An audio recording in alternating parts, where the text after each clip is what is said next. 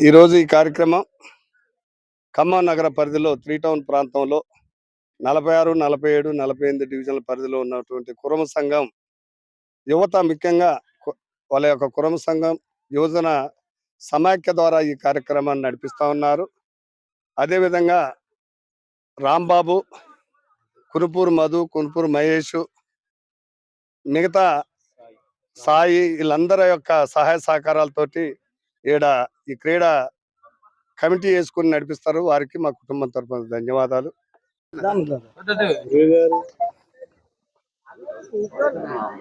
ఖమ్మం నగర పరిధిలో ఉన్నటువంటి 48వ డివిజన్, ముఖ్యంగా 46, 47, 48 డివిజన్ కాకుండా 3 టౌన్ ప్రాంతంలో ఉన్నటువంటి యువత ఈ ప్రాంతంలో గతంలో ఎన్నో రకాలుగా క్రీడలు అంటే యువత కుల మతాలకి రాజకీయాలకు అతీతంగా ఐక్యతగా ఉండాలనే సదుద్దేశంతో పెట్టే క్రీడ ఇది.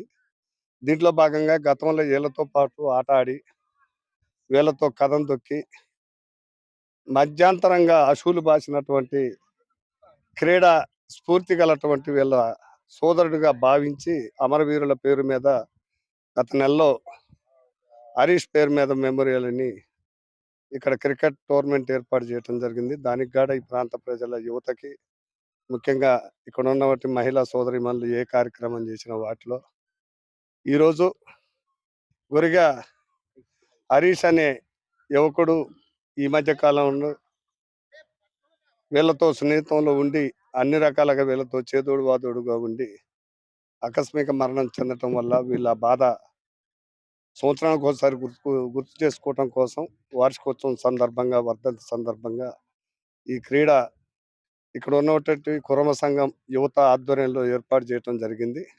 సుమారు 5-6 రోజుల పాటు అంటే 22 టీంలు దీంట్లో పాల్గొంటున్నాయి. ఎటువంటి రాజకీయాలు, ఎటువంటి కుల మతాలు లేకుండా కురమ సంఘం తరపున అన్ని కులాలని, అన్ని యువతలను కలుపుకొని ఈ కార్యక్రమం చేయటం అనేది చాలా సంతోషదాయకం. ఇలాంటి టోర్నమెంటు మా 48వ డివిజన్ పరిధిలో ఇంకేన్ని జరిగినా కానీ మా కుటుంబం తరపున టిఆర్ఆర్ హాస్పిటల్ తరపున అన్ని రకాల సహాయ సహకారాలు ఉంటాయని ముఖ్యంగా ఖమ్మం నగర యువతకి మీ ద్వారాన తెలియజేస్తా ఉన్నాం. ఈ యొక్క క్రీడల్ని జయప్రదం చేసినందుకు ఇక్కడ ఏర్పాటు చేసిన కమిటీ సభ్యులందరికీ మా కుటుంబం తరఫున ప్రత్యేక ధన్యవాదాలు. Thank you.